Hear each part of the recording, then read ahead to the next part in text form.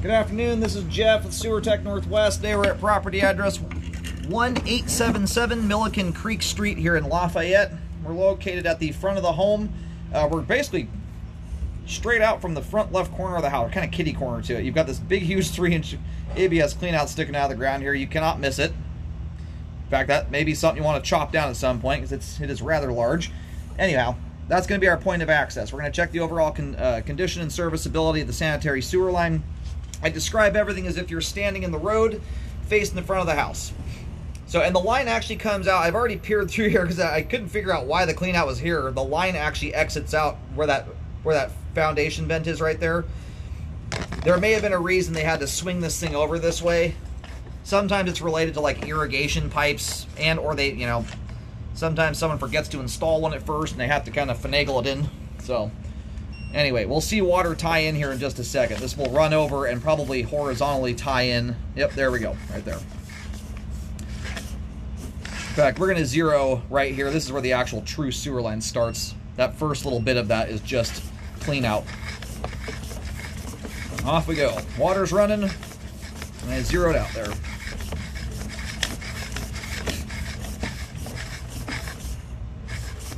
One of the main downsides of the clean out being designed this way is that you don't always get it, but usually you end up with a directional Y connection. I prefer a two-way clean out.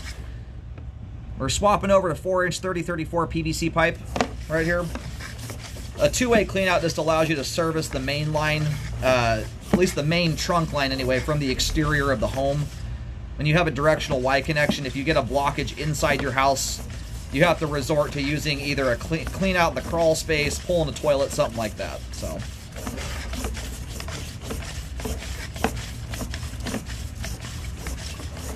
thus far, pretty nice looking sewer line here. There's one spot there right as we entered into the PVC where I think we just have a little bit of debris in the flow line. It might be a little bit of dirt from when the line was first installed. We're going to take a look at that as we come back out. I mean, relative to your average line, it's not brand spanking new. That's hardly something I would even talk about. It's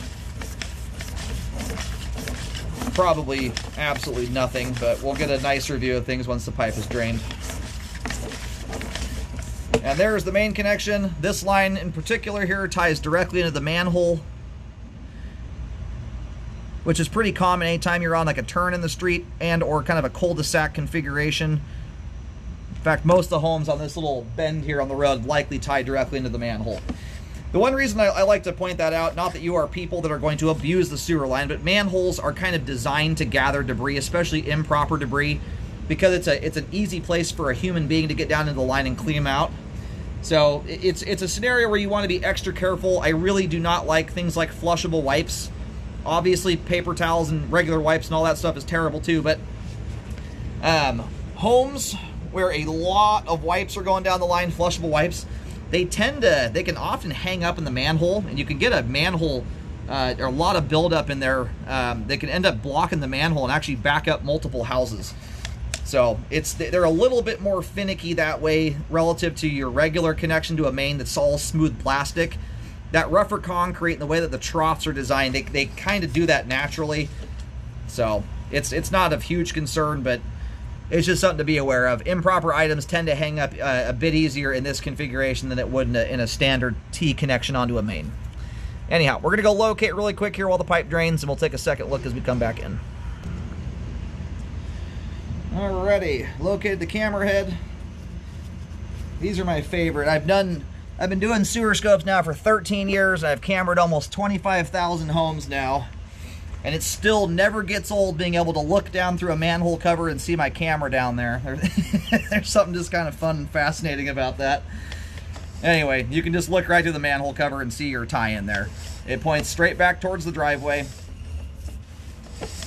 So you can kind of eyeball the configuration this line makes. The line obviously comes out the front of the home right near the front left corner. It then jaunts over underneath the driveway, and it runs down the left side edge of the driveway, maybe 8 inches to a foot inside that edge. Right at the base of the driveway, you'll see a big steel cover plate there that says sewer on top of it. That is your secondary sewer cleanout. and that sits directly over top the sewer line. So at that point there, the line is basically running dead straight from that point on, straight out to the manhole. You can eyeball pretty easily here, where pretty much the exact configuration the line takes. And my guess is whatever that little bit of schmaltz was there in the flow line was probably related to that secondary cleanout. It's the reason these secondary cleanouts have become very commonplace on new construction now, all over Kingdom Come. And it is the #1 location for problems to occur on new construction.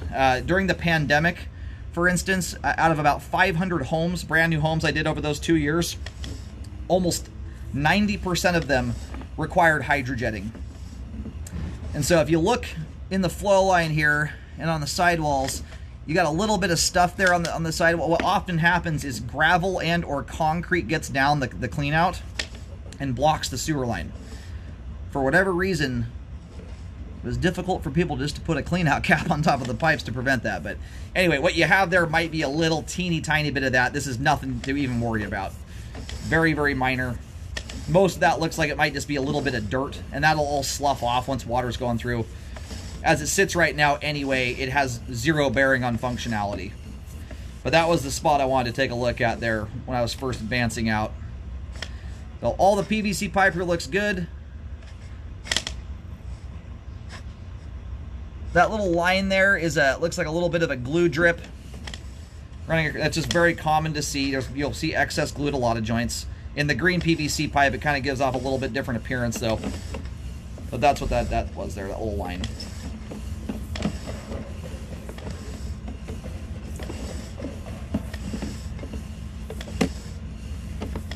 Anyway, great looking line here.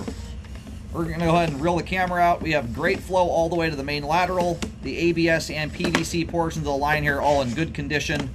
Nice and clean. Essentially zero construction debris to even talk about. So sewer line is functioning properly at this time. And luckily, after we made it out of the pandemic here, a lot of those companies lost their skilled labor. And we're running skeleton crews and rookies that didn't know how to do this stuff. And anyway, we've finally caught back up to where we're not seeing the same prevalence. But this neighborhood in particular right here is one. This is probably, I think only 25% of the lines I've done in here so far have not required hydrojetting. This is probably about the 20th one I've done in here. About the first 15 of them I did all required jetting due to rocks in the pipe. So it's a very common problem even still today. It's just not quite as common as it was back in those days. So great looking sewer line.